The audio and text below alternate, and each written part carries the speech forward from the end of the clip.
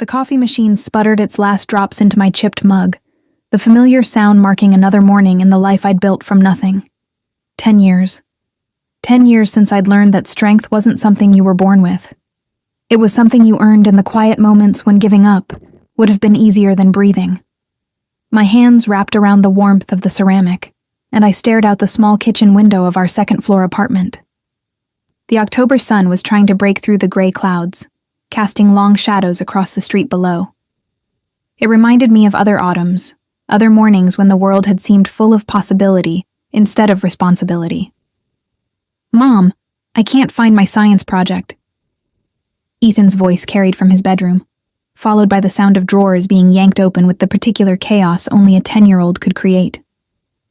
"Did you check under your bed?" I called back, already moving toward his room, my bare feet patting against the worn linoleum that I kept telling myself I'd replace someday when money wasn't so tight. I found him exactly where I expected. On his knees, half his body disappeared under the bed frame, his dark hair sticking up in the same stubborn cowlick that no amount of gel could tame. The cowlick that matched his father's perfectly, though Ethan had never met the man whose genes had shaped the strong line of his jaw and the intensity in his brown eyes. "Got it!" He emerged triumphantly, clutching a poster board covered in diagrams about the solar system. Somehow, he'd managed to get marker on his cheek in the 3 minutes since I'd last checked on him. "Come here, baby," I said, licking my thumb to wipe away the mark. He squirmed away with the particular indignation of a boy who considered himself too old for such maternal ministrations. "Mom, I'm not a baby. I'm 10. "You'll always be my baby," I countered, managing to catch him for a quick hug before he dodged away entirely. "Even when you're 40 and have babies of your own." He made a face that suggested having children of his own was only slightly less horrifying than having cooties, then grabbed his backpack from the floor. "Can we get McDonald's for dinner tonight? Tommy's mom takes him every Friday." "We'll see," I said, the universal parent response that meant, probably not, but I don't want to disappoint you right now. Money was tight this month, tighter than usual after the car needed new brakes, and the electricity bill had been higher than expected. But seeing the hope in his eyes, I added, "Maybe we can make our own burgers at home, just as good, and we can watch a movie." His face lit up with genuine excitement, and my heart clenched with the familiar mixture of love and guilt that had been my constant companion since the day I'd realized I was pregnant at 19. Guilt that I couldn't give him everything. Guilt that he'd never known his father. Guilt that sometimes, late at night when exhaustion made my defenses weak, I still thought about the man who'd left us. The man I'd loved with the desperate, all-consuming intensity that only first love could inspire. The man whose absence had nearly destroyed me before I'd learned to rebuild myself, stronger and harder than before. "Go brush your teeth," I instructed, checking the time on the microwave. "Bus comes in 15 minutes.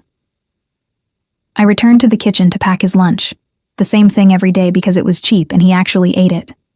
Peanut butter and jelly, an apple, a handful of chips I'd portioned from a family-size bag. Nothing fancy, but it was made with love, and that had to count for something. My phone buzzed on the counter. A text from Sarah, my manager at the diner where I worked most days. "Need you to cover a double today if you can. Karen called in sick. We'll pay time and a half." I stared at the message, calculating rapidly. A double meant 14 hours on my feet, meant missing the parent-teacher conference I'd been looking forward to, meant Ethan would have to go to Mrs. Chen's after school instead of me being there when the bus dropped him off. But time and a half also meant I could probably swing that McDonald's dinner he wanted. Maybe even put a little extra in the emergency fund I kept hidden in an envelope taped under my nightstand. "I'll be there," I typed back, then added Ethan's lunch to his backpack, and forced a smile as he bounded back into the kitchen, teeth brushed and face mostly clean. "Ready, champ?" "Ready." He grabbed his backpack with both hands, staggering slightly under its weight. I made a mental note to check how many books his teacher was assigning. 10-year-olds shouldn't need to carry 20 pounds to school every day. I walked him to the bus stop 3 blocks away, the same route we took every morning. The neighborhood wasn't the worst in the city. But it wasn't the best, either. Chain link fences, graffiti that got painted over and reappeared within weeks, the constant sound of sirens that I'd learned to tune out. But the rent was manageable. The neighbors mostly kept to themselves, and Mrs. Chen was good about watching Ethan for affordable rates. It was enough. It had to be enough. The bus rumbled up right on time, and Ethan climbed the stairs with the confidence of a kid who'd been riding the same route for 3 years. He turned at the top to wave, and I waved back, watching until the bus turned the corner before I allowed myself to check the time. I had 45 minutes to shower, change, and catch the subway to the diner. Not enough time, but it never was. The shift at the diner started at 7 and didn't let up until well past noon. Friday lunch rush meant every booth filled with office workers and construction crews, everyone wanting their food fast and their coffee constantly refilled. My feet ached in the sensible shoes I'd bought at a discount store, and my lower back had that familiar throb that came from hours of carrying heavy trays. But I smiled at every customer, refilled every cup, cleared every table with efficiency born from years of practice. I'd been working here since Ethan was 3, back when Sarah had taken a chance on a single mom with no experience, and a reference letter from a community college professor who'd believed in me. "Table 6 needs water," Sarah called from behind the counter, and I grabbed a pitcher, navigating through the crowded space with practiced ease. Table 6 was tucked in the back corner, partially hidden by the divider that separated the main dining area from the smaller, quieter section we reserved for customers who wanted privacy. I was already reciting my greeting in my head, friendly but efficient, professional but warm, when I rounded the divider and looked up. The pitcher slipped from my suddenly nerveless fingers. Water exploded across the floor in a cascade that seemed to happen in slow motion, each drop catching the overhead lights and scattering them like shattered glass. But I barely registered the mess, barely heard Sarah's exclamation of surprise, barely felt the cold water soaking through my shoes. Because sitting at table 6, looking up at me with eyes I'd memorized in dreams I pretended not to remember, was John. 10 years hadn't softened him. If anything, they'd honed him into something harder, more dangerous. His dark hair was shorter now, styled with expensive precision.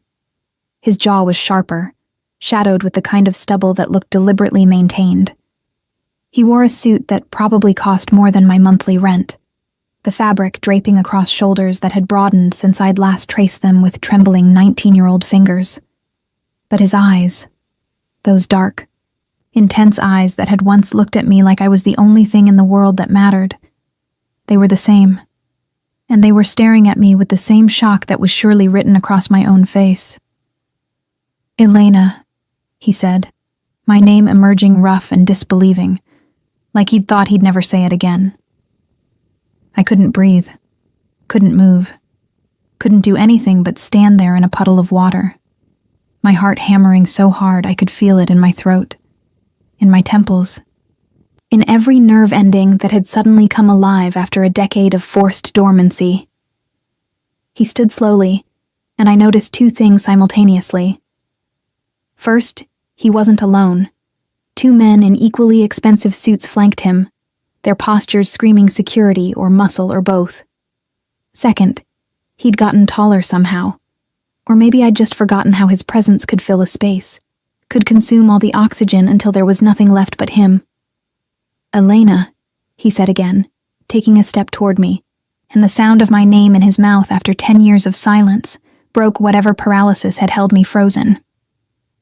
"I need to clean this up," I said, the words emerging shakier than I wanted, and bent to start gathering the pieces of the shattered pitcher with hands that trembled visibly.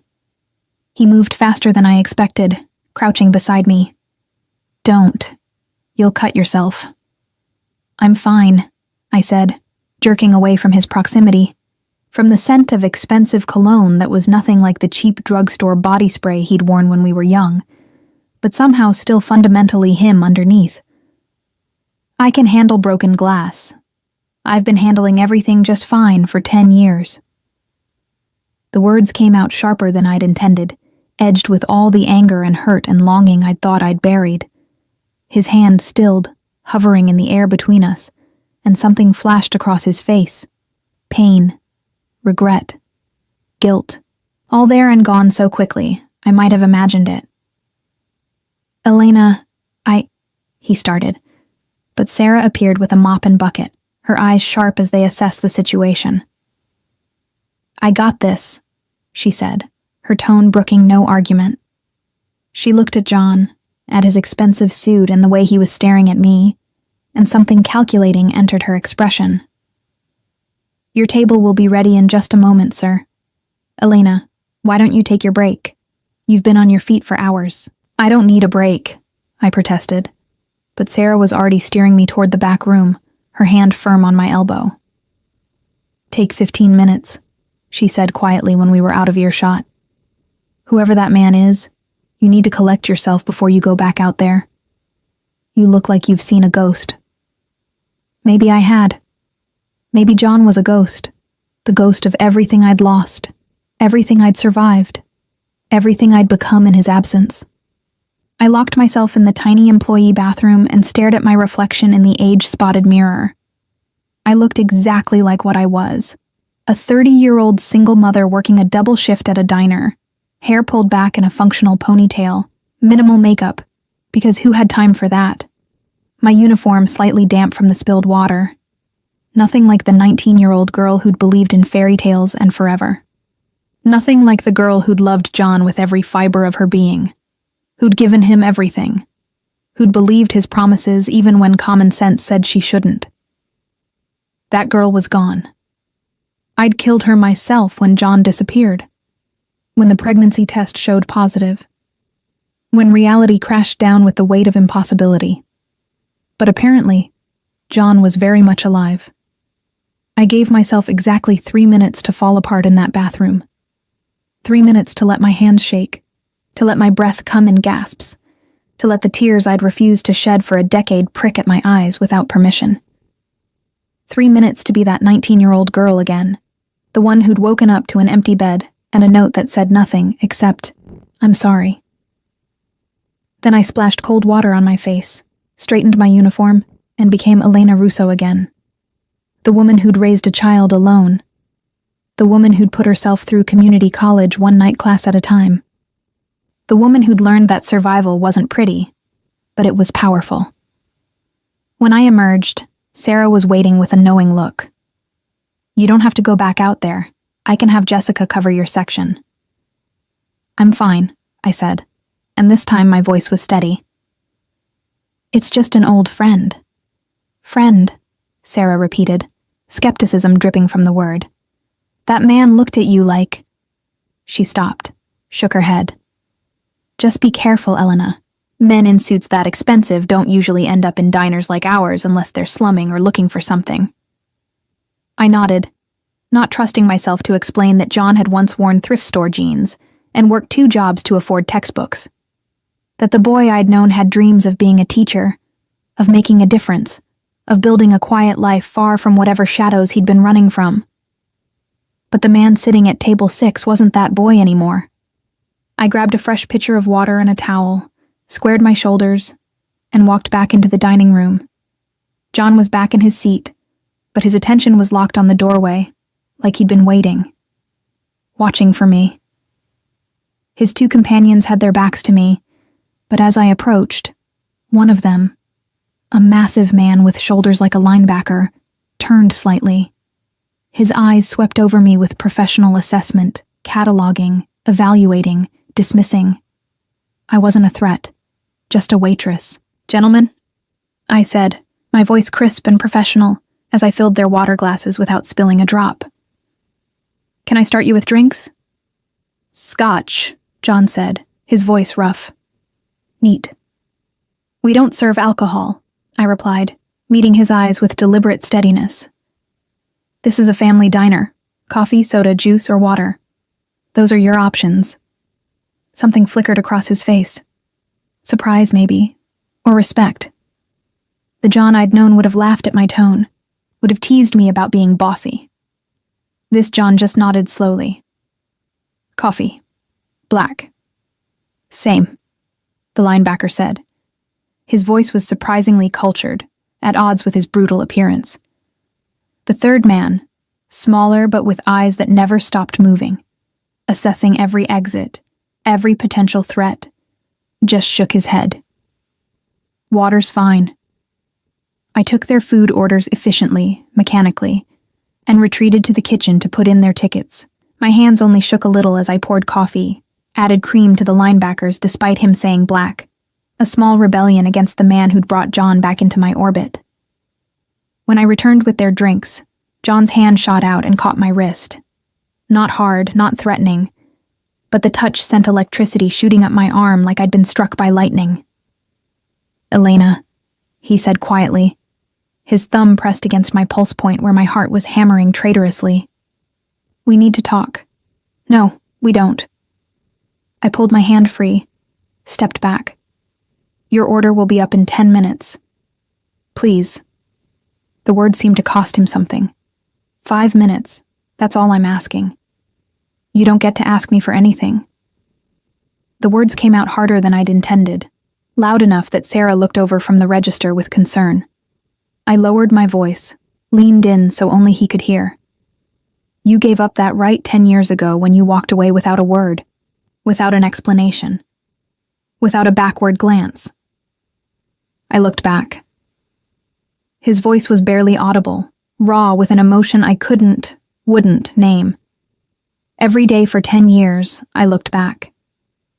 "Then you have excellent peripheral vision," I said flatly, "because you never once turned around." I walked away before he could respond, before the anger and hurt could crack the armor I'd spent a decade building, before I could do something foolish like cry or scream or ask him the 1,000 questions that had haunted me through sleepless nights and lonely mornings. The rest of their meal passed in tense silence. I served their food with professional efficiency, refilled their coffee without comment, left the check without lingering. John tried twice more to engage me in conversation, but I shut him down each time with practiced ease. I'd gotten very good at shutting people out. "Elena, table 6 wants to see you," Jessica said as I was clearing dishes from another booth. "The boss man asked for you specifically." Of course he did. I found John alone. His companions had apparently stepped outside or to the restroom, and he was holding a business card between 2 fingers, extending it toward me like an offering. "I don't want your card," I said, not taking it. "I know."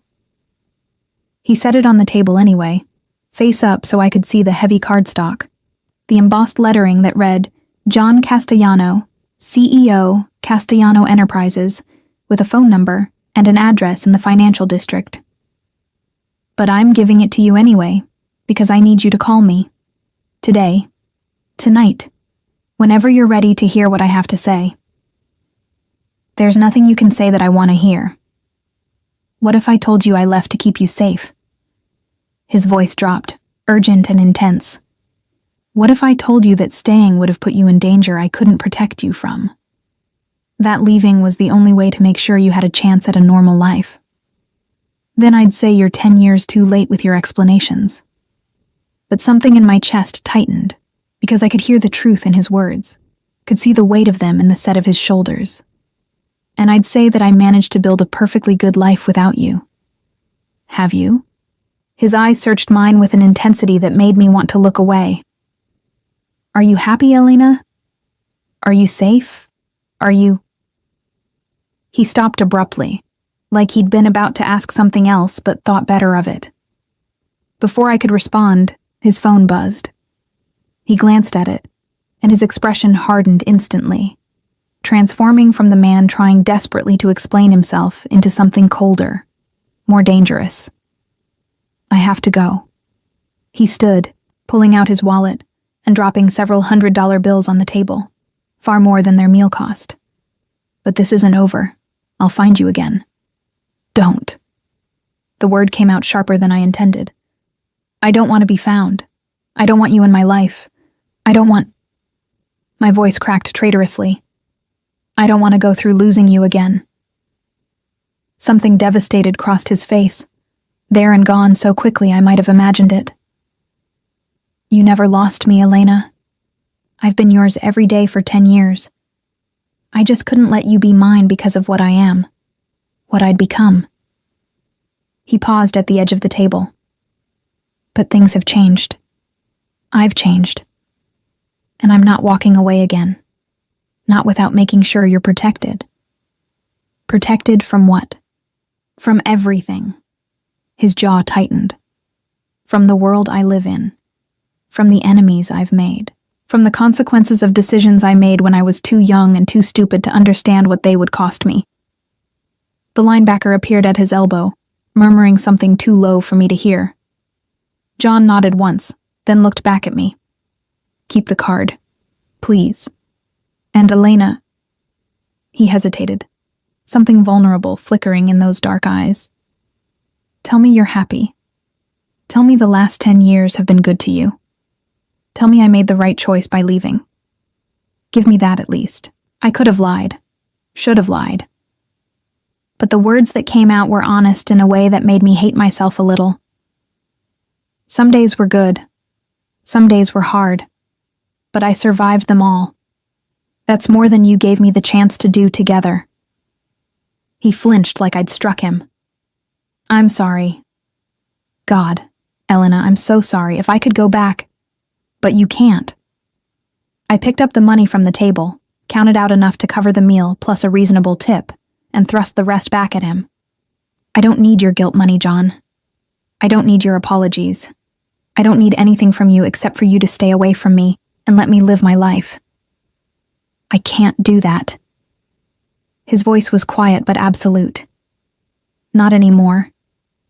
Not now that I've seen you again. Not when... He stopped, glanced at his phone again, then at his companion. I have to go, but I'll be back. And next time, I'm not leaving until you hear me out. They were gone before I could formulate a response, the door chiming softly behind them. I stood there clutching the handful of $100 bills he'd forced into my hand, my heart racing and my thoughts spinning. Sarah materialized at my elbow. You okay? Fine, I lied. That man is nobody, I interrupted. Just a ghost from a past life. But as I pocketed the money, I wasn't proud enough to throw away cash that could buy Ethan new shoes and that McDonald's dinner. I couldn't shake the feeling that John wasn't a ghost at all. He was very much alive. And based on the expensive suit, the security detail, the casual way he'd thrown around money, and the dangerous edge that had replaced the gentle boy I'd known, he was something far more complicated than the man I'd once loved. The business card burned in my apron pocket all afternoon. I pulled it out a dozen times, read the embossed letters, traced the phone number with my finger, then shoved it back without calling. By the time my double shift ended at 9, my feet were screaming and my back was one long ache. I picked up Ethan from Mrs. Chen's, grateful that he'd already eaten and done his homework, and we rode the subway home in comfortable silence. He fell asleep against my shoulder, his dark hair, so like John's, tickling my cheek. I wrapped my arm around him and stared at our reflection in the subway window. This was my life. This beautiful, complicated, exhausting, precious life I'd built from nothing. Ethan was everything to me. My purpose, my joy, my reason for surviving when giving up would have been easier, and John could never know about him. The thought crystallized with sudden clarity, because if John had become the kind of man who traveled with bodyguards and threw around money like it meant nothing, if he'd become someone dangerous enough to reference enemies and protection like they were everyday concerns, then he was exactly the kind of man I needed to keep away from my son. Our son. The son he didn't know existed. I'd told no one the truth. Not even Mrs. Chen, who'd watched Ethan since he was a baby. My parents had died in a car accident when I was 18, before John, before pregnancy, before everything. I had no siblings, few friends, no one who would have remembered the boy I'd dated briefly and intensely one summer between high school and college. Ethan thought his father was someone I'd dated casually, who'd moved away before I knew I was pregnant. It was close enough to the truth to be believable, vague enough to discourage questions. And it had kept him safe. But now John was back. And if he started digging into my life, asking questions, looking for proof that I'd moved on without him. He'd find Ethan.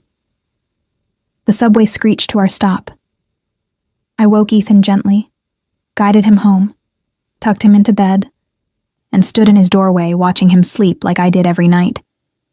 He had John's eyes, John's stubborn cowlick, John's habit of frowning slightly in his sleep like he was solving problems in his dreams. He was half John, half me, and wholly mine. And I would do anything, to keep him safe from the dangerous world his father had apparently become part of. Even if it meant facing John Castellano one more time and making absolutely certain he never discovered the truth. The business card haunted me for 3 days. I'd wake up at 2 a.m, my hand instinctively reaching for the nightstand where I'd left it, my fingers tracing the embossed letters in the darkness, like they could somehow decode the mystery of what John had become. Castellano Enterprises. Even the name sounded dangerous, powerful. Nothing like the boy who'd worked construction jobs to save money for college, who'd talked about teaching history to kids who needed someone to believe in them. On the 4th morning, I woke to find Ethan standing beside my bed, his dark eyes, John's eyes, wide with concern. "Mom, you were talking in your sleep again." I sat up, pushing my hair out of my face. "Sorry, baby. Did I wake you?" "You said someone's name." He tilted his head, curious rather than worried. "John. Who's John?" The name on my lips tasted like broken promises and lost futures. Just someone I used to know. Nobody important. You said it like it was important. He was too perceptive for 10, too good at reading the micro-expressions I thought I'd learned to hide. You sounded sad. I pulled him into a hug, breathing in the scent of his strawberry shampoo. Everyone has people from their past, Ethan. It doesn't mean anything. But it did mean something. It meant everything. The universe apparently had a cruel sense of humor, because that afternoon, when I picked Ethan up from school, John was waiting outside the gates. My blood turned to ice. He was leaning against a black SUV that probably cost more than I'd make in 5 years, his suit jacket open, his tie loosened, looking like he'd stepped out of a fashion magazine that specialized in dangerous men who looked like they could kill you with their bare hands and make it look effortless. But it wasn't his presence that terrified me.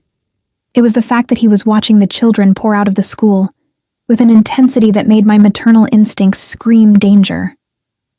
I grabbed Ethan's hand harder than I meant to, pulling him close as we walked past the SUV, praying John wouldn't notice us, wouldn't see the dark-haired boy who had his eyes, his jawline, his stubborn expression. "Elena." His voice stopped me dead. Ethan looked up, confused by my sudden tension. "Mom?" "Keep walking," I murmured. But John was already moving, crossing the sidewalk in long strides that ate up the distance between us.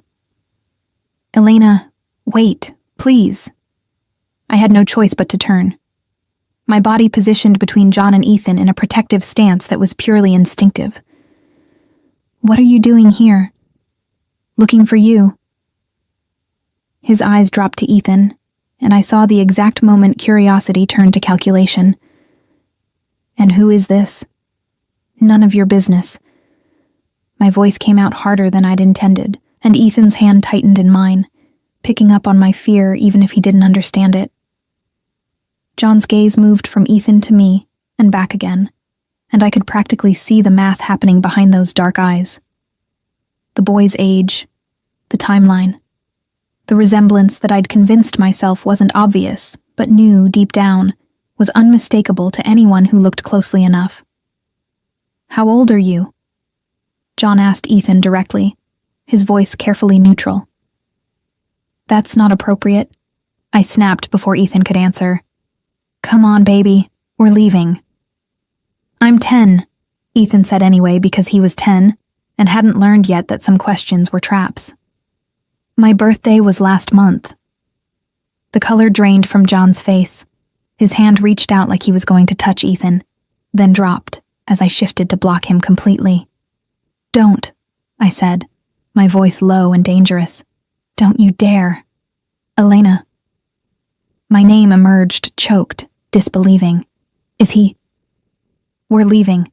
I pulled Ethan away, walking fast enough that he had to skip to keep up. Mom, who was that man? Why did he look at me like that? Nobody, I said, my heart hammering so hard I could feel it in my throat. Just someone who was confused. But I could feel John's eyes on us the entire walk to the subway station, could feel his presence like a physical weight. And when I finally risked a glance back, he was still standing there, frozen on the sidewalk, staring after us with an expression of such raw devastation that for a moment, just a moment, I almost felt sorry for him. Almost.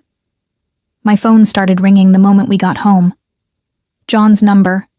I'd never deleted it from my contacts, even after 10 years of silence, flashed across the screen. I declined the call. It rang again immediately. Declined. Again. I finally turned it off and focused on making dinner, helping Ethan with his homework, maintaining the routine that had kept us safe and sane for a decade. But my hands shook as I chopped vegetables, and I burned the rice because I couldn't stop thinking about the look on John's face when he'd realized. When he'd counted back 10 years and 9 months and understood exactly what I'd been hiding. After Ethan went to bed, I stood in my darkened living room and stared at my silent phone. 37 missed calls, 23 text messages, all from John. I shouldn't read them. I knew I shouldn't, but my finger was already opening the messages before I could stop myself. Elena, please, we need to talk. I need to know if he's mine. Please, just tell me the truth. I have a right to know. Elena, I'm coming to your apartment. We're settling this tonight. The last message had been sent 15 minutes ago, and it included my address, an address I'd never given him, which meant he'd found me through methods I didn't want to think about. I'd barely processed this when someone knocked on my door. Not a polite knock, a demanding one that made it clear the person on the other side wasn't leaving until I answered. I checked through the peephole and saw John, still in that expensive suit, looking like he'd aged 10 years in the past 6 hours. I know you're there, he said, his voice muffled but audible through the door. Please, Elena, I just want to talk. Go away, I hissed, hyper-aware that Ethan was sleeping just down the hall. You can't be here. I'm not leaving until you tell me the truth. The truth is that you gave up any right to answers when you disappeared 10 years ago. I kept my voice low, angry. You don't get to show up now and demand explanations. Is he mine? The question was raw, desperate. Elena, please, just tell me if that boy is my son. The word son in his mouth made my chest constrict with an emotion I couldn't name. Rage. Fear. Something dangerously close to relief that I'd finally have to stop carrying this secret alone. Why does it matter? I asked instead of answering. What difference would it make? Every difference. His voice broke. Elena, if I have a son, if we have a son, then everything changes. Everything. That's exactly what I'm afraid of. Silence stretched between us, heavy with 10 years of unspoken words. Let me in, John said finally. Please, let me explain why I left. Let me tell you what I've become and why I stayed away. And then, he paused. And then you can decide if you want to tell me the truth about him. Every instinct screamed at me not to open that door, not to let John Castellano back into my life when I'd spent a decade learning to live without him. Not to risk the fragile stability I'd built for Ethan. But I also knew John well enough to recognize the steel in his voice. He wasn't leaving. And if I didn't let him in willingly, he'd find another way. Methods that might involve the kind of danger I'd been trying desperately to keep away from my son. Our son. I unlocked the door, but kept the chain on, creating just enough gap to see his face clearly. He looked wrecked. Tie hanging loose, hair mussed like he'd been running his hands through it, exhaustion and something that looked like hope warring in his dark eyes. You have 10 minutes, I said. And you're not coming inside. We talk out here in the hall where you can't wake him. Him? John seized on the pronoun. So it is a boy, and he's 10. Elena. 9 minutes and 45 seconds. He closed his eyes, took a breath that seemed to steady him, then opened them with new focus. Okay. You want to know why I left? I wanted to know 10 years ago. I left because my father died. The words emerged flat, factual. The same night I left you. He was murdered by a rival family, shot outside our house while my mother and sister watched. And with his death, I inherited responsibilities I'd been kept ignorant of my whole life. I stared at him, trying to reconcile this with the boy I'd known. What kind of responsibilities? The kind that involved the Castellano family business. His laugh was bitter. Which isn't import-export like I was told growing up. It's significantly less legal and significantly more dangerous. The pieces started clicking into place with horrible clarity. The expensive suit, the bodyguards, the casual way he threw around money and talked about enemies. The Mafia, I breathed. Among other things. He didn't deny it, which was somehow worse than if he'd tried to lie. My father kept me separate from it, sent me to public school, let me think I could have a normal life. But when he died, my uncle made it very clear that I had two choices: step up and take my place as heir, or watch my mother and sister be married off to secure alliances with men who would control them, hurt them, use them as pawns. So you chose the Mafia over me. The accusation hung between us. I chose to keep you safe. His voice was fierce. Elena, if I'd stayed, if I'd married you like I planned, if I'd built that quiet life we talked about, you would have become a target. Every enemy my family had would have seen you as leverage. They would have hurt you to get to me. And I couldn't. His voice cracked. I couldn't let that happen. So I left. I let you think I'd abandoned you so you could move on. Find someone safe. Build the normal life you deserved. You don't get to decide what I deserve. Tears stung my eyes, angry and hot. You don't get to make that choice for me. I know. God, Elena, I know. But I was 20 years old. My father was dead. I was being dragged into a world I didn't understand. And all I could think about was keeping you safe from it. He stepped closer to the door, close enough that I could see unshed tears in his own eyes. I thought about you every single day. I looked you up online obsessively, made sure you were okay from a distance. And when I saw you'd gone to community college, gotten a job, built a life, I told myself I'd made the right choice, that you were better off without me. I was pregnant. The words burst out before I could stop them. I was pregnant and alone and terrified, and you weren't there. You weren't there when I had to drop out of school. You weren't there when I gave birth. You weren't there for his first words or his first steps or any of the 1,000 moments when I needed you so desperately I thought I'd die from it. John's face crumbled. Elena, you don't get to cry. I was crying now too. 10 years of repressed grief pouring out. You don't get to feel sorry for yourself when you're the one who left, when you made the choice to walk away. I know. You're right. But please. He pressed his hand against the door like he could somehow reach through it to touch me. Please tell me about him. Tell me his name. Tell me if he's happy, if he's healthy, if he... His voice broke completely. If he looks like me. He does. The admission felt like surrendering something precious. He has your eyes. Your stubborn cowlick. Your habit of frowning when he concentrates. John made a sound that was half laugh, half sob. What's his name? I shouldn't tell him. Every maternal instinct screamed at me to keep this secret, to protect Ethan from the dangerous world his father inhabited.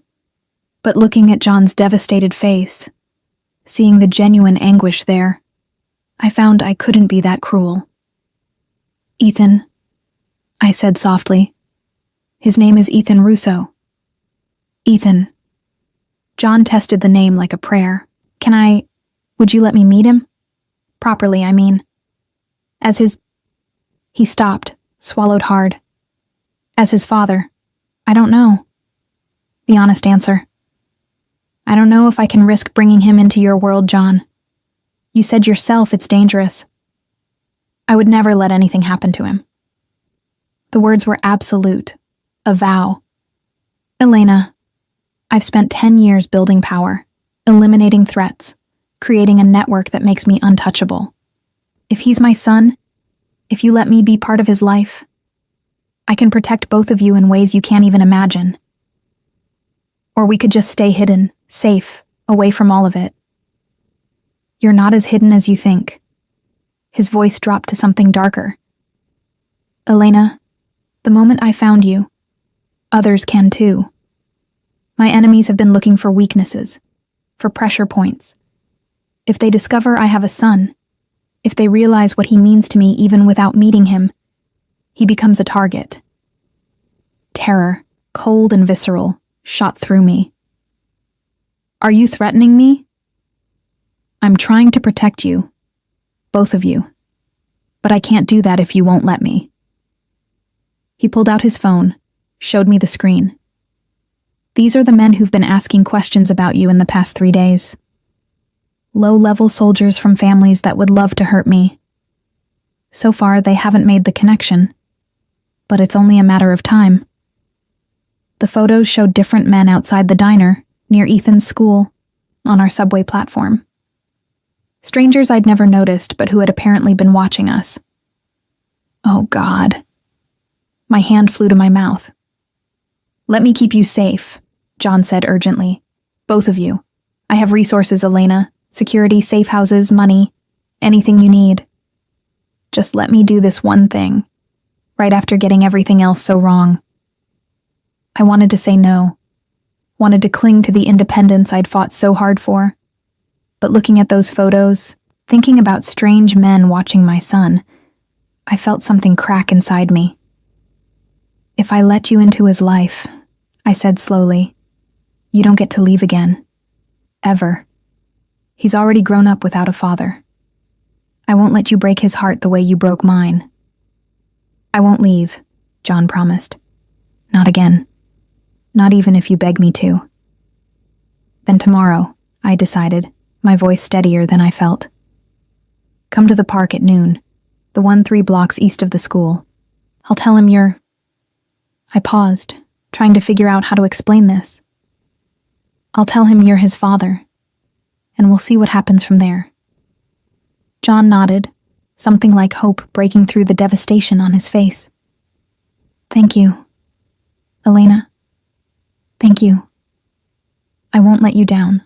I swear I won't. You already did, I interrupted quietly. Now you get the chance to prove you can do better. I closed the door before he could respond, locked it, and slid down to sit on the floor with my back against the wood, my whole body shaking. Tomorrow, I would introduce Ethan to his father. Tomorrow, everything would change. And I had no idea if I was making the right choice or the worst mistake of my life. I didn't sleep that night. Instead, I sat in Ethan's doorway watching him dream, memorizing the peaceful innocence on his face, knowing that tomorrow would shatter the simple world I'd worked so hard to build for him. How do you tell a 10-year-old boy that the father he thought was gone forever is actually very much alive? That he didn't leave because he didn't care, but because he was being dragged into a world of violence and power. That meeting him might be the most dangerous and wonderful thing to ever happen? The answer, I discovered, was that you didn't plan it. You just started talking and hoped the right words came out. Ethan, baby, we need to talk before school. He looked up from his cereal, milk dripping from his spoon, immediately suspicious. Nothing good ever started with, we need to talk. Am I in trouble? No, sweetheart. Nothing like that. I sat down across from him, my coffee untouched, my hands clasped together to keep them from shaking. Do you remember the man from yesterday? Outside your school?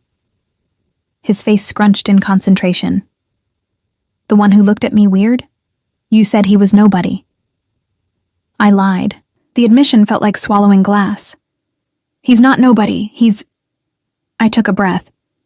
His name is John, and he's your father. Ethan's spoon clattered into his bowl, splashing milk across the table. What?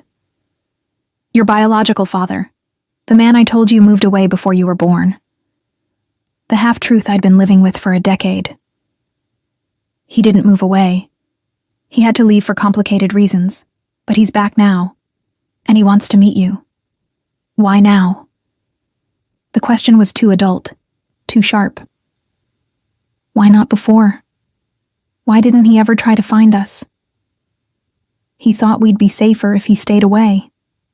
I reached for his hand, but he pulled back, and the rejection stung more than I'd expected.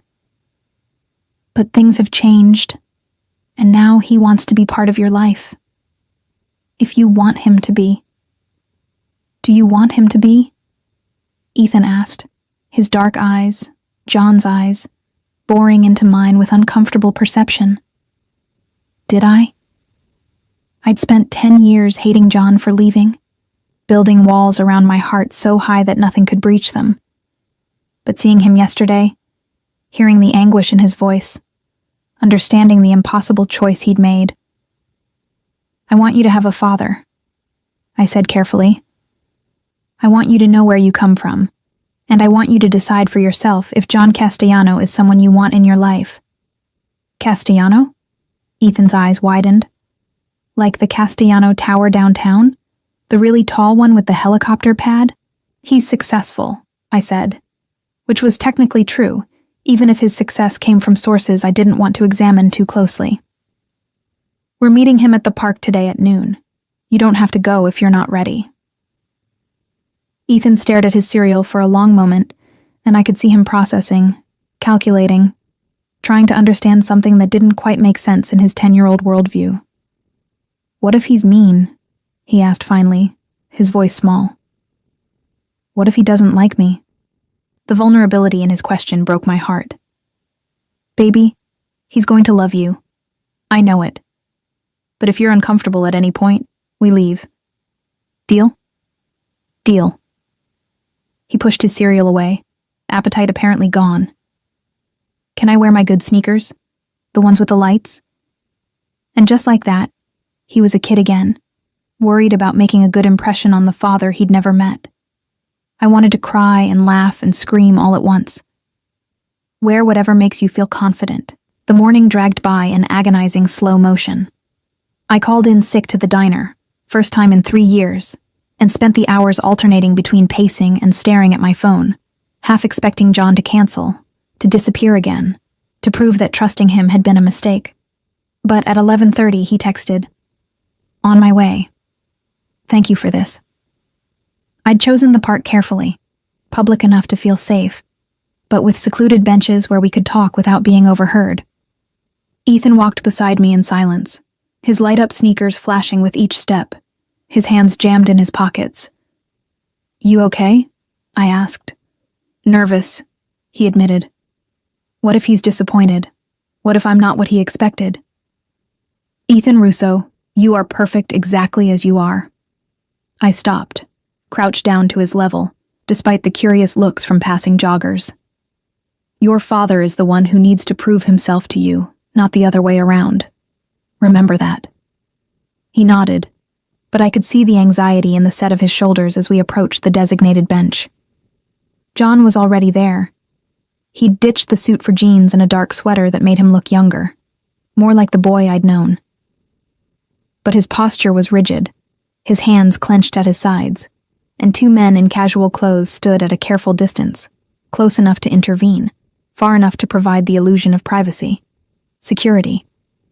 Because of course John Castellano didn't go anywhere without protection. "Is that him?" Ethan whispered. "That's him."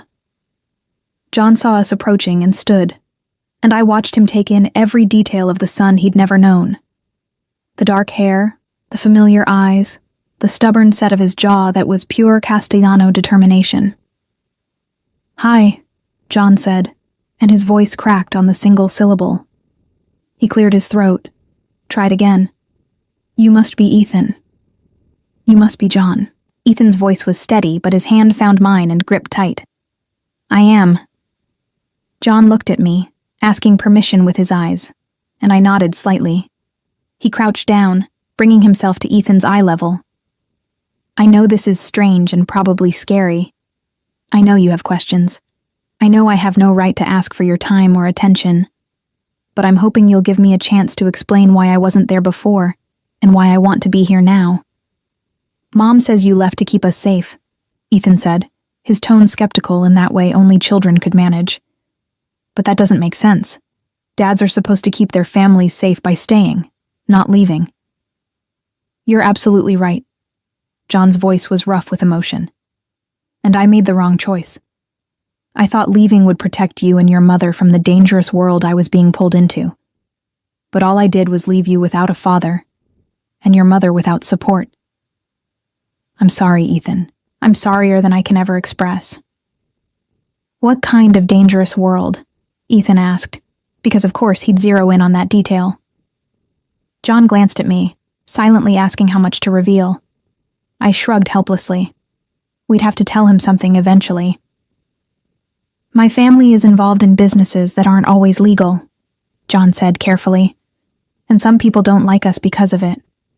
When my father died, I became the head of the family, which meant I had responsibilities and enemies I didn't want anywhere near the people I loved. Like the Mafia? Ethan's eyes widened with a mixture of fear and fascination that made my stomach churn. Something like that, John admitted, which is exactly why I stayed away. But now I'm in a position where I can protect you properly, and I've realized that not being part of your life is worse than any danger I was trying to protect you from. Ethan processed this, his expression thoughtful.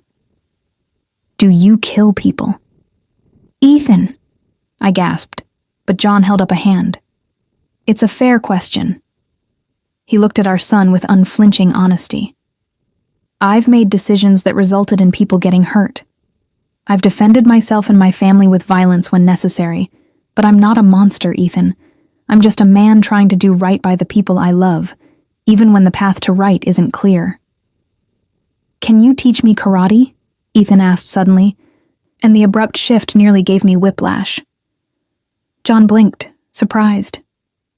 Yes, if your mother agrees, though I'd probably hire you the best instructor in the city rather than teaching you myself. Cool. Ethan released my hand and took a tentative step closer to John. Can I ask you something else? Anything. Why do you look so sad when you look at me? John's breath hitched, and I saw him struggling for composure. Because I missed so much. Because I should have been there from the beginning, and I wasn't. Because looking at you is like looking at everything I gave up, everything I lost. And because... His voice dropped to barely a whisper. Because you're perfect, and I had nothing to do with it. Your mother did all the hard work, made you into the amazing kid you are, and all I can think about is how much I've missed. Something in Ethan's expression softened. He studied John for another long moment, then asked, if you could go back, would you stay?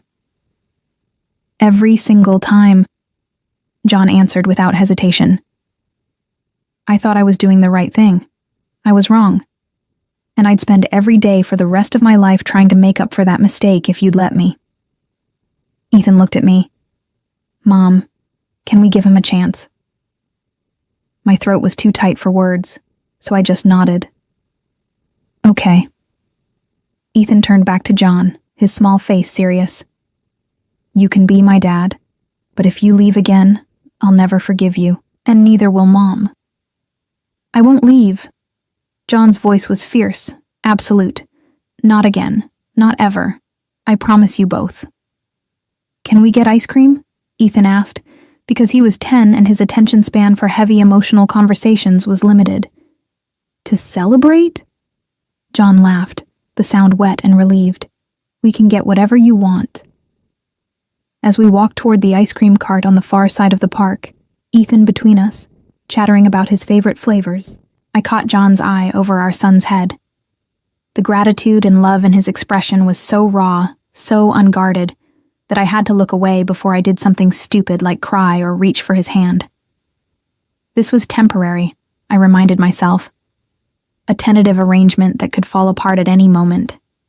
John's world was dangerous, and we were only just beginning to understand what that meant for us. But watching him listen intently as Ethan explained the complex social dynamics of 5th grade, seeing the gentle way he ruffled our son's hair, I felt something dangerous and unwelcome unfurl in my chest. Hope. We were at the ice cream cart, Ethan deliberating between chocolate and strawberry with the gravity of someone making a life-altering decision, when one of John's security men approached. "Boss, we have a problem." John's entire demeanor changed instantly. The gentle father vanished, replaced by something cold and calculating. "What kind of problem?" "Marconi family. 3 cars. They've been circling the park for the past 5 minutes." My blood turned to ice. What does that mean? "It means we need to leave. Now." John's hand found my elbow, his grip firm but not painful. "Ethan, buddy, change of plans. We're going to get ice cream somewhere else." "Why?" Ethan asked, picking up on the sudden tension. "Because I need to make sure you and your mom are safe."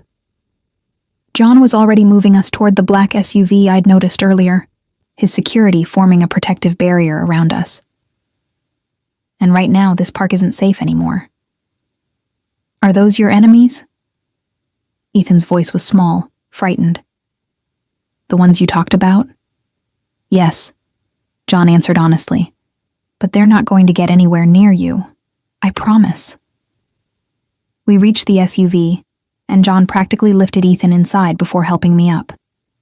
His security moved with practiced efficiency.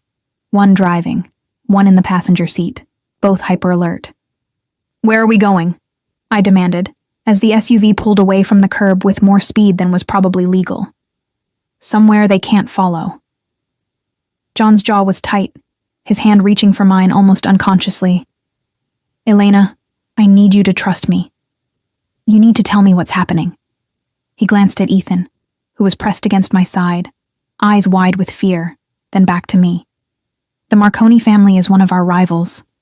They've been looking for leverage against me for years. If they saw us together, if they realized you and Ethan are important to me, we become targets," I finished, the full horror of the situation crashing over me. "Not if I can help it."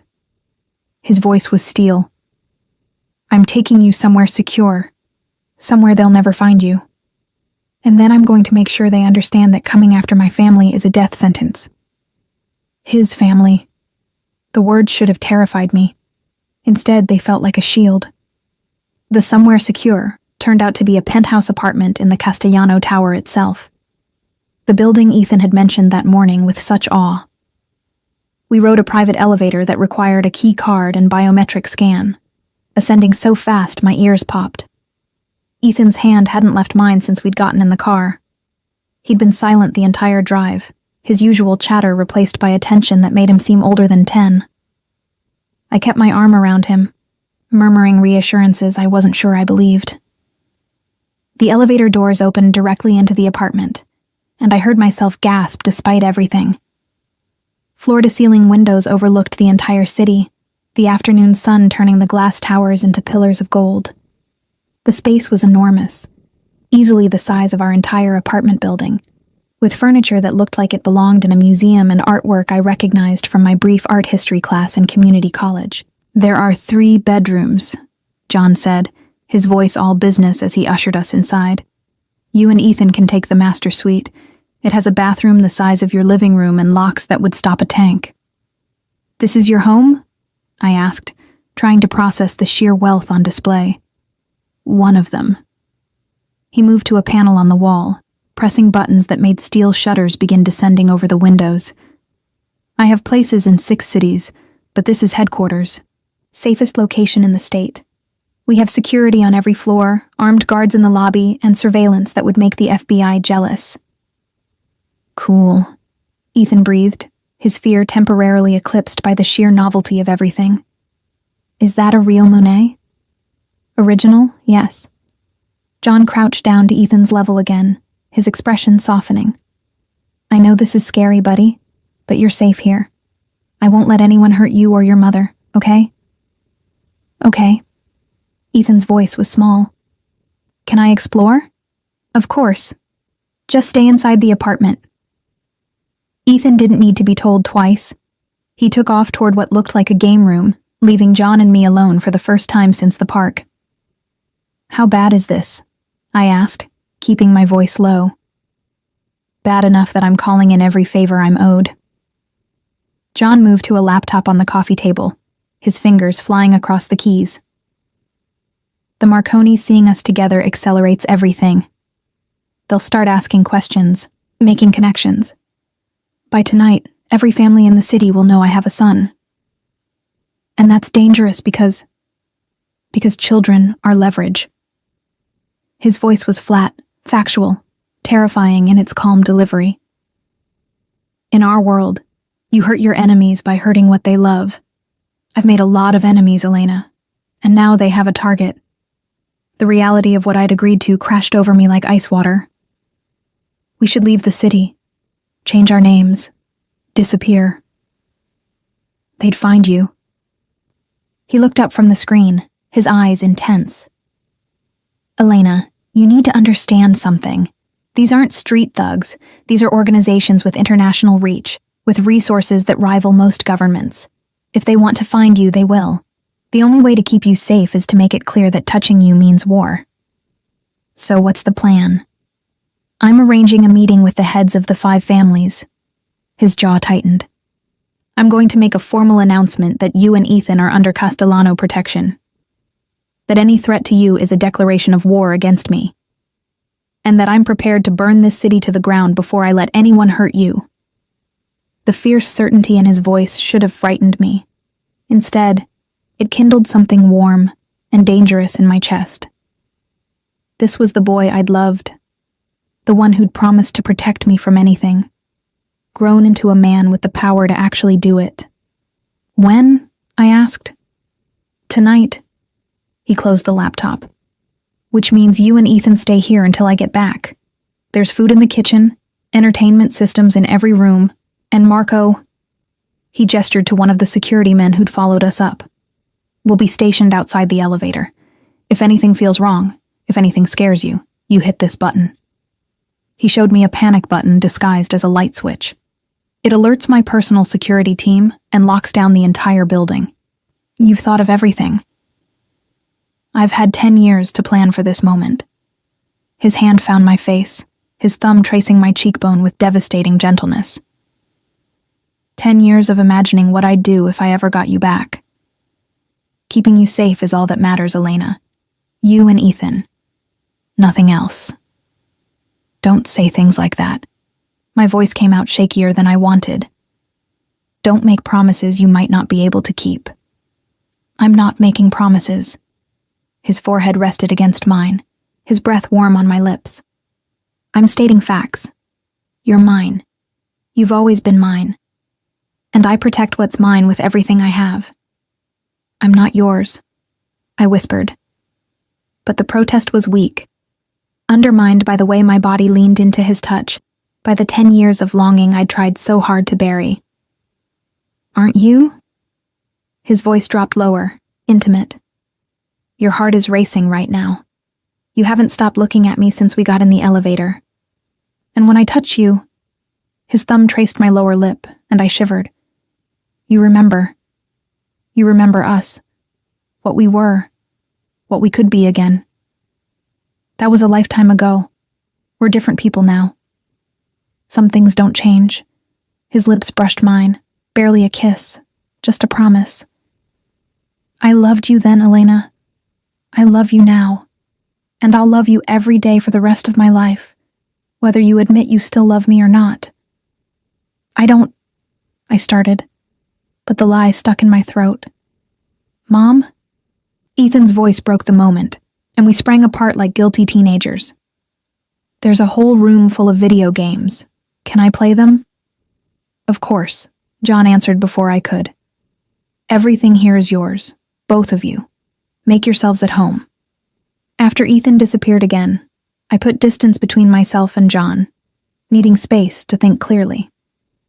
We need to talk about what happens after tonight. What do you mean?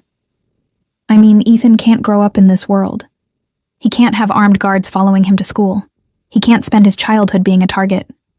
He won't be a target if I eliminate the threats. John's voice went cold. The Marconis made a move today. That was a mistake. By tomorrow morning, they'll understand exactly what happens to people who threaten my family. You're talking about killing people. I'm talking about protecting my son. No apology, no justification, just flat certainty. Elena, I know you want to keep him innocent. I know you've built a normal life for him. But that life ended the moment I walked back into yours. He's a Castellano now, whether we like it or not. The only question is whether he's a protected Castellano or a vulnerable one. The brutal honesty made my head spin. There has to be another way. If there is, I haven't found it in 10 years of looking. He moved to the window, staring out at the city he apparently ruled. I can give him everything, Elena. The best schools, the best security, opportunities you couldn't dream of. But I can't give him normalcy. That option disappeared the moment his last name became Castellano. His last name is Russo. For now. John turned, his expression implacable. But if we're going to do this, if we're going to be a family, he needs my name and all the protection that comes with it. Legal protection, political protection, protection from the kind of men who'd use a 10-year-old boy to settle scores. You're asking me to give up everything I've built for him. I'm asking you to let me keep him safe. John crossed back to me, his hands gentle on my shoulders. Elena, I know you've been strong for so long. I know you've done everything on your own. But you don't have to anymore. Let me help. Let me be the father he deserves. Let me give you both the life you should have had. Tears burned in my eyes, angry and hot. You don't understand. I've spent 10 years proving I don't need you, that I could survive without you, that loving you was a mistake I'd never make again. And were you right? His voice was soft, almost gentle. Did you stop needing me? Did you survive? Or did you just exist? And was loving me really a mistake? Or was it the most real thing that ever happened to both of us? I wanted to lie. Wanted to tell him I'd been perfectly happy without him. That these 10 years had been full and complete. But standing in his apartment, feeling his hands warm on my shoulders, seeing the desperate hope in his eyes, I couldn't manage it. I hate that you left. I whispered instead. I hate that you made that choice for both of us. I hate that you took away my ability to decide if I wanted to face danger with you or without you. I know. And I hate that part of me, a part I've tried so hard to kill, is glad you're back. Something fierce and triumphant flashed across his face. Elena? But that doesn't mean I trust you. I stepped back, breaking contact. That doesn't mean I forgive you. And it definitely doesn't mean we're just picking up where we left off. You want to be Ethan's father? Prove it. You want to keep us safe? Do it. But don't expect me to fall into your arms like I'm still that 19-year-old girl who believed in fairy tales. I don't expect that. His voice was rough. I just expect a chance. That's all I'm asking for. Before I could respond, his phone buzzed. He glanced at it, and his expression hardened. The meeting is set. 9 o'clock tonight at the Regency Club. Every family head will be there. And you're going to tell them about Ethan. I'm going to make it clear that anyone who threatens him answers to me. He typed something quickly, then pocketed the phone. Stay here. Keep Ethan entertained. Marco has my number if anything goes wrong. I'll be back by midnight. John. I caught his arm as he moved toward the elevator. Be careful. Something soft entered his expression. Worried about me? Worried about what happens to Ethan if you get yourself killed playing Mafia boss. I've been playing this role for 10 years, Elena. I'm very good at not dying. He pressed a kiss to my forehead, quick and possessive. "I'll come back. I always come back to you."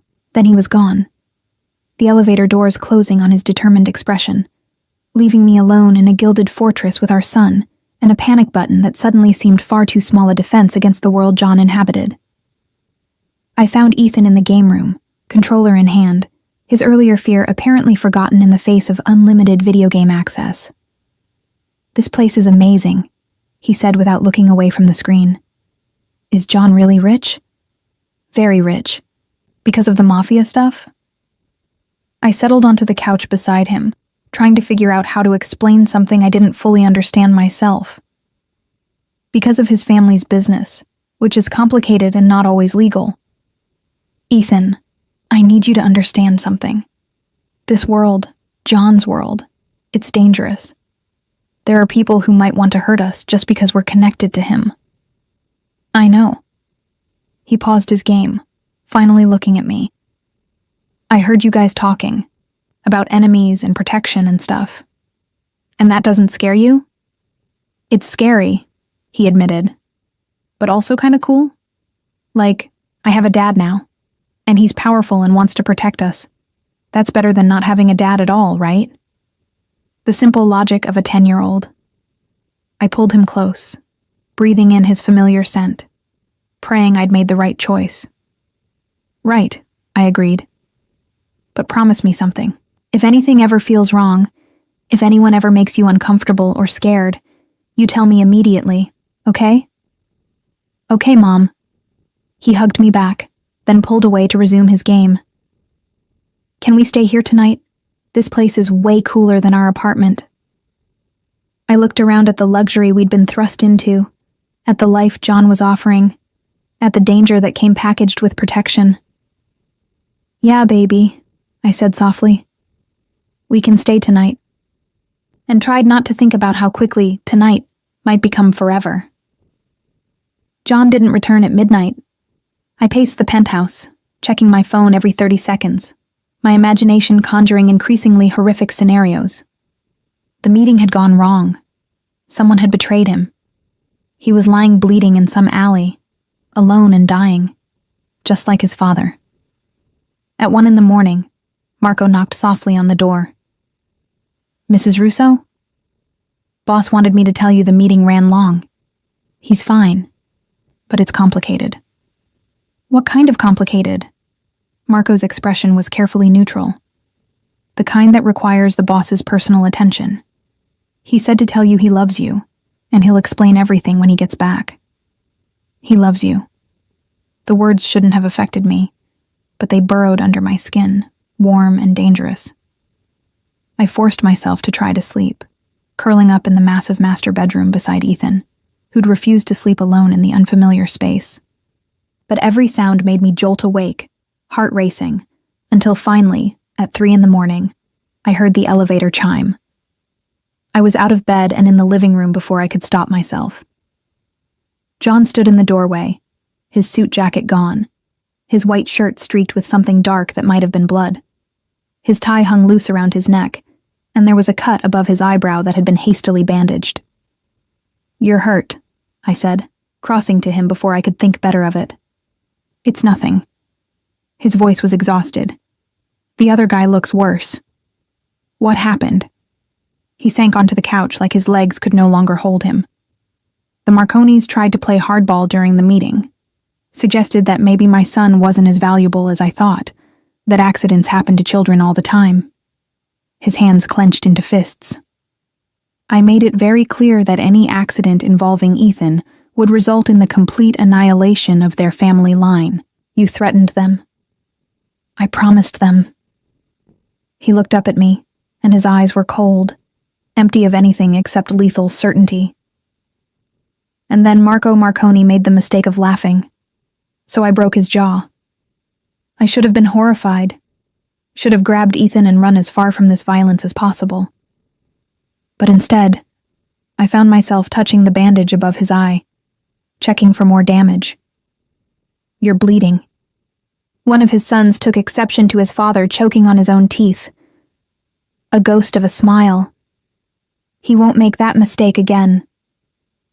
John, I handled it, Elena. His hand caught mine, pressing it against his chest where I could feel his heart racing. I made it clear to every family in this city that you and Ethan are untouchable, that coming after you means war with the Castellanos, and that I will personally kill anyone who even looks at my son wrong. You can't just declare war every time someone threatens us. Watch me. His voice was absolute. Elena, I let you go once to keep you safe. I spent 10 years in hell without you. I'm not making that mistake again. Anyone who wants to hurt you has to go through me. And I promise you... His eyes were fierce, feral. No one gets through me. The possessiveness should have scared me. Instead, it ignited something I'd been trying to suppress since the moment he'd walked back into my life. You're insane, I whispered. Completely. He pulled me down onto his lap, his arms wrapping around me with desperate strength. Insane for you. For Ethan. For this family I thought I'd lost forever. We're not a family. We're a mess. We're both. His lips found my neck, my jaw, the corner of my mouth. A beautiful, complicated, dangerous mess. But we're together. That's all that matters. I should have pushed him away, should have maintained the boundaries I'd tried so hard to establish. But his touch awakened something I'd thought was dead. The part of me that had loved him with reckless, consuming intensity. The part that had never stopped. I hate you, I breathed as his mouth claimed mine. I know. He kissed me deeper, harder. Hate me all you want as long as you stay. I hate that I still love you. He froze, pulled back to look at me with eyes suddenly vulnerable. Say that again. I hate the second part. I could still deny it. Could claim it was exhaustion or fear or temporary insanity.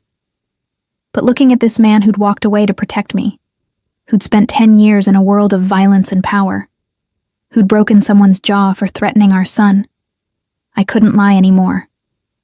I love you, I whispered. I never stopped, and I hate myself for it. Don't. His voice cracked. Don't hate yourself for that. It's the only thing that's kept me alive these past 10 years. The hope that maybe, somehow, you still loved me, that I hadn't completely destroyed what we had. You did destroy it, I said, tears streaming down my face. And I had to rebuild myself from nothing. I had to learn to be strong without you, to survive without you, to raise our son and work 2 jobs and never let myself think about what we could have been. I know. God, Elena, I know. And I'd do anything to take that pain away. But I can't. All I can do is promise that it's over now. The surviving alone, the struggling, the fear. You're mine now, both of you. And I take care of what's mine. You keep saying that. I touched his face, tracing the sharp line of his jaw. That I'm yours. But what if I need you to be mine too? What if I need to know that you won't leave again? That you won't disappear into your dangerous world and forget about us? Never. The word was a vow. Elena, you and Ethan are my world now. Everything else, the business, the power, the money, it's all just a means to keep you safe. I'd walk away from it all tomorrow if that's what you needed. Would you? I challenged. Could you really leave the Castellano Empire behind? He was quiet for a long moment. No, he admitted finally. Because leaving means abandoning the protection that keeps you safe. The network that makes sure no one touches you. The fear that makes men think twice before threatening my family. I can't walk away from that. But I swear to you, Elena, I'll never let it consume me. You come first. Ethan comes first. Always. The honesty was more reassuring than any promise. Then we do this together. You don't make decisions for us anymore. You don't decide what's safe or what's too dangerous. We're partners, or we're nothing. Partners, he agreed. In everything. I kissed him then, pouring 10 years of longing and anger and love into it. He responded with matching intensity, his hands tangling in my hair, his mouth claiming mine like he'd never let go. We might have gone further if a small voice hadn't interrupted from the hallway. "Are you guys kissing?" We sprang apart to find Ethan standing in his pajamas, sleepy-eyed and confused. "I couldn't sleep," he explained, and I heard voices. "Are you fighting?" "No, baby." I moved off John's lap, suddenly self-conscious. "We're just talking." It looked like kissing. He patted closer, his shrewd eyes moving between us. "Are you guys going to be together? Like, for real?" I glanced at John, who was watching our son with an expression of such fierce love it made my heart ache. "Would that be okay with you?" John asked. "If your mom and I tried to make this work, if we became a real family?" Ethan considered this with the gravity of a much older person. "Will you promise not to leave again?" "I promise. On my life, Ethan, I will never leave you or your mother again." "And will you teach me cool stuff? Like how to defend myself and how to be strong like you?" "I'll teach you everything I know."